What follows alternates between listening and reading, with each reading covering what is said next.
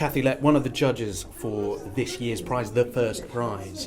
How are you feeling at this moment before it's all announced? Well, very excited because we chose a great author.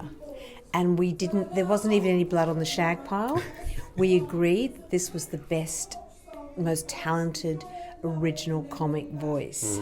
So that was really wonderful that it wasn't handbags at dawn or anything.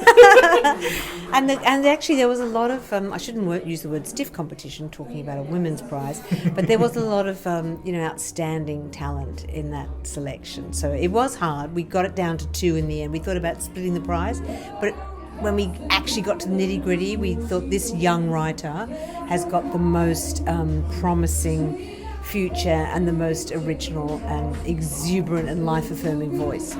And it's such a great atmosphere, as you can hear the band's just started, and it's packed to the rafters in there. Yeah. How important is a prize like this? Well, first of all, there's so many great women here. We're all ovulating at the same time. If we still ovulated, we would be ovulating at the same time.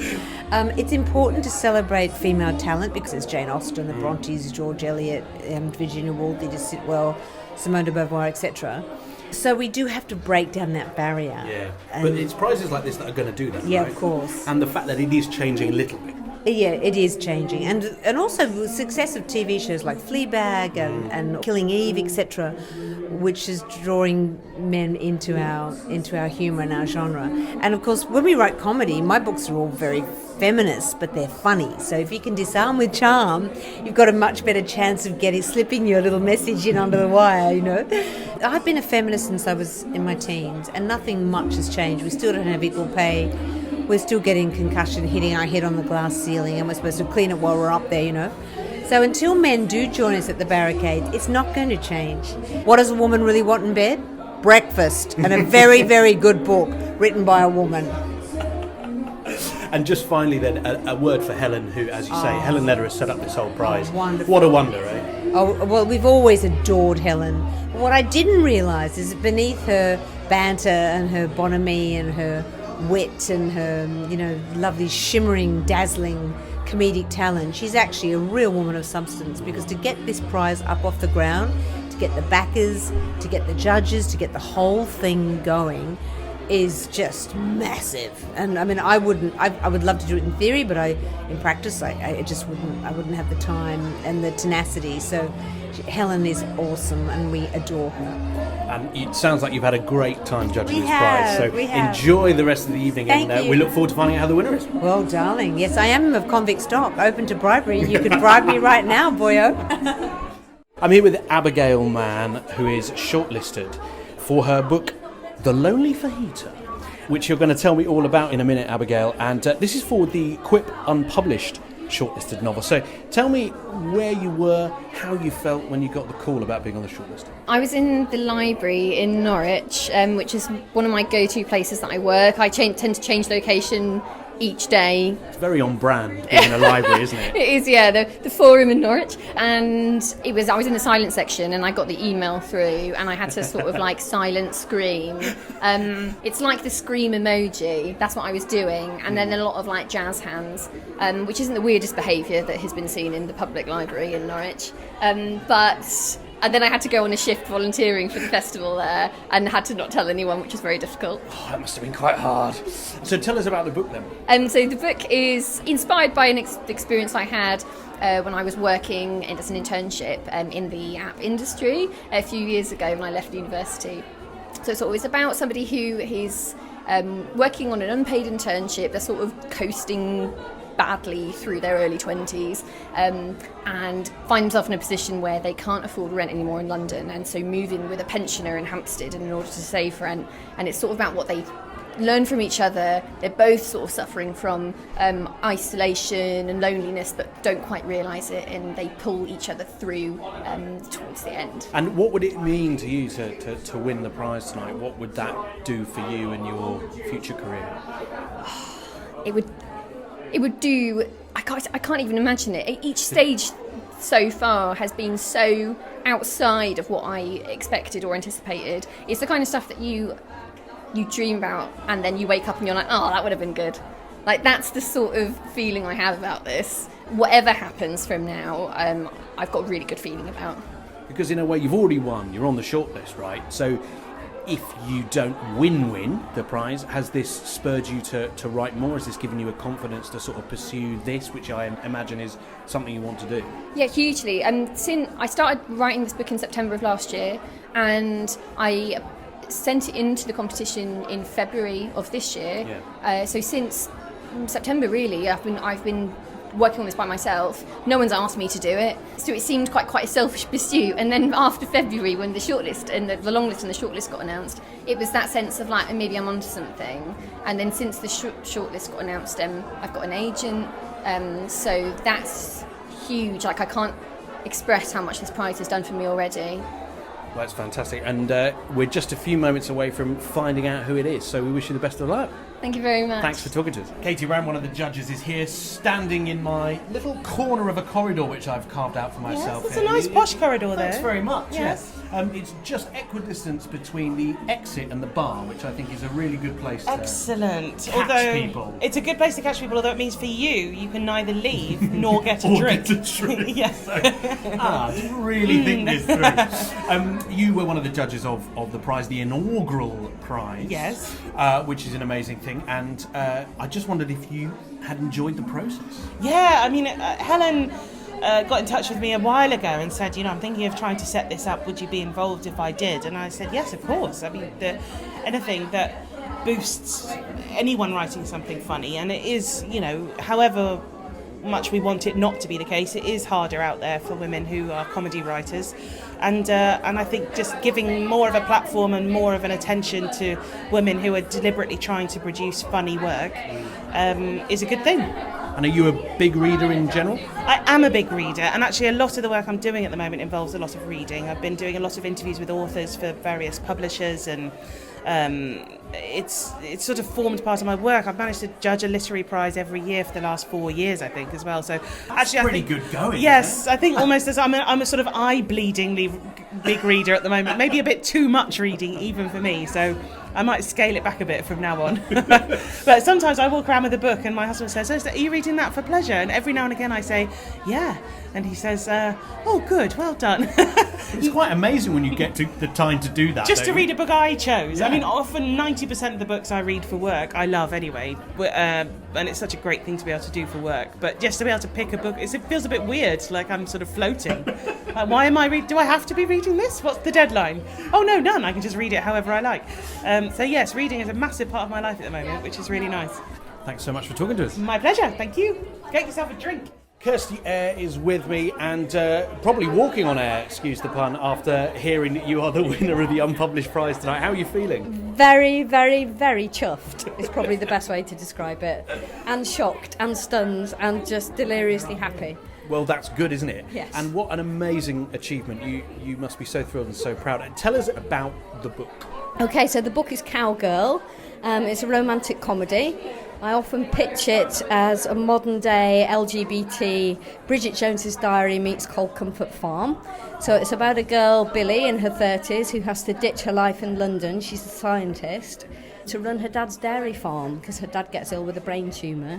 So it's set on the border of South Yorkshire and Derbyshire, and she has to battle misogyny, homophobia and the turbulence of romance to eventually win over the farming community, the local community, who affectionately dub her Cowgirl. But none of that sounds funny, and I appreciate I've just won a comedy award, but it's all about tone. Well, I don't know. As you were saying it, I was sort of smiling and thinking, actually, I can see the humour in your reference to Cold Comfort Farm, for example. Just one of my favourite books anyway, and yet I can see that there's the setting itself and the characters are going to bring the humour, aren't they? That's right, and there's also obviously the love triangle going on, so I have quite a good bit of comedy with the French girl going to Derbyshire for the first time, and grandma not quite understanding how Parisian lifestyles work. Yes. Yeah. Now you have got a publishing deal. This is amazing. This novel is going to be out. It's going to be on the shelves. We're going to be able to buy it. I mean, can you even comprehend that? Nope. I'm just so delighted, honestly. Yeah, I can't actually comprehend it yet. Is it something you've always wanted to do? Yes. When I say yes, probably for the last 20 years, yes. It's the only thing I've wanted to do, really. some excited people behind us as well for you, I think. Just before you go, I noticed you brought your award with you here, the Cwip Award. It looks pretty heavy, that, actually. How's that feel? Yeah, it's quite sturdy. That's got to go into my gym bag with all my sweaty gear nice, for today. Yeah, I'm not sure how that's going to transport on the tube. Congratulations. Thank you. We look forward to reading the book, seeing it out there in the world, and hearing more from you next year, I'm sure. Thank you so much. Thanks so much. Cheers, thank you. Laura Stephen, congratulations. This is a wonderful night and pretty big news. Thank you so much. It's big news. It's extremely unexpected news. I'm shaking, so I'm sorry if my voice is a bit, That's okay. That's allowed. You have just won the published prize, the first ever Comedy Woman in Print published prize. And I know it was only moments ago that was announced, and then you've been rushed away to have photos taken, and now you're talking to me. So it can't really have sunk in, I imagine. I literally feel like I've won an Oscar. Like, I don't see the difference at this point in my life. Like, how can it get better from here? And what about that list that you were on, the shortlist? Because there were some other wonderful books on there. I thought there was no way. I genuinely came here feeling like the biggest underdog in the world. Just some small niche authors like Gail Honeyman, you might have heard of her. That book about the, not very woman popular, Yeah. No, so I genuinely thought someone like Gail had it in the bag, and when the judges started talking about the winner, and I thought, oh, this rings a bell. But you don't want to get your hopes up. You're like, no, you're being ridiculous. And then they say your name and the world goes blank. And yeah. Because there's that moment where they could quite literally be reading your sentences and you still wouldn't be sure, like 100%, that they were talking about your book. Oh, I know. And I have extreme short-term memory loss. So sometimes people will quote my book back to me. I'm like, oh, that's funny. And they're like, you wrote it. I have no memory. And like when I wrote the sequel, I had to reread the first book so many times because I just forget. I'm terrible. And just tell us, for those that won't have read it yet necessarily, tell us about this winning novel. So the book is about an aspiring comedian called Izzy O'Neill. She's 18. She loves to have a good time, and her world kind of falls apart when pictures of her having a one-night stand with a politician's son appear online. But because of the way of the world, she faces all the fire for it while he carries on unscathed. So it's about how she deals with that, but it's told through comedic blog posts because she wants to be a comedian. So whenever I pitch it, I'm like, it sounds really dark, and it's not, I promise. And it explores stuff like slut-shaming and victim-blaming and revenge porn. So it is some heavy stuff. I often think that comedy is the best way into those topics because no one likes feeling like they're being preached at. And hopefully it kind of like breaks those boundaries down a little bit and makes people more open to it. I completely agree, and I think you're right. There's something especially in the UK, I think, the way we deal with situations and harsh topics is to just have that humorous slant on things, I think. We laugh ourselves so much, and my family, I don't know, so I'm northern, and I don't know if this is a really northern thing, but we could be going through the worst time in our life and we would still laugh it off. Yeah. And I think it's interesting, the culture difference, because my agent's American and the book's being published in America, and even my agent was like, would she really still be laughing about this? I'm like, you've never met a British person, have you? Our house could be on fire and we'd be like, wait, didn't like it anyway. That's something I really wanted to explore, but I also wanted to explore what happens when those walls come down, and it does come down for Izzy in the book because life gets so terrible that even she can't laugh about it anymore. So that was difficult to write, but I think it's kind of, I like to speak to that experience of what happens when you can't laugh anymore and you're like, what next? There are two prizes tonight. One is the unpublished prize, which obviously is a huge deal in that now that book and that author gets out into the world. You've been published, but what does this prize mean to you and in terms of your next step and furthering your career?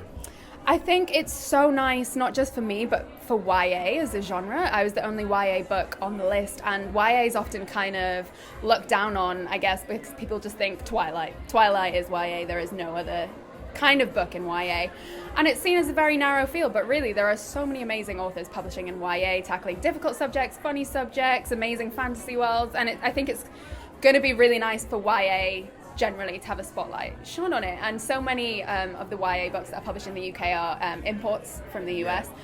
So I just feel like really proud and like I'm waving the flag for YA right now. As you should be. Yeah. And that term YA, right, which is because I love reading YA. Oh, right, okay. And I often have a debate with people about the fact that, we do put books in brackets and we genre them, etc. But YA books are just books for everyone, right? I often find now, because obviously I read a lot of YA as well, and then I'll pick up an adult book and it's like chapter 6 and nothing's happened, and I'm like, what's wrong with this book? Because you have to plot so tightly in YA, you have to be so sharp, and it's actually a really difficult skill, but people act like, oh, you write YA because it's easier, and it's not true at all. I get frustrated when people start debating the merits of it as a literary genre, because some of the biggest books in the world right now are YA, like The Hate You Give by Angie Thomas. It's been made into a movie. It's really making people think about police brutality and racism in the US. So it really frustrates me to think that people might dismiss it just because it's shelved as 16 plus.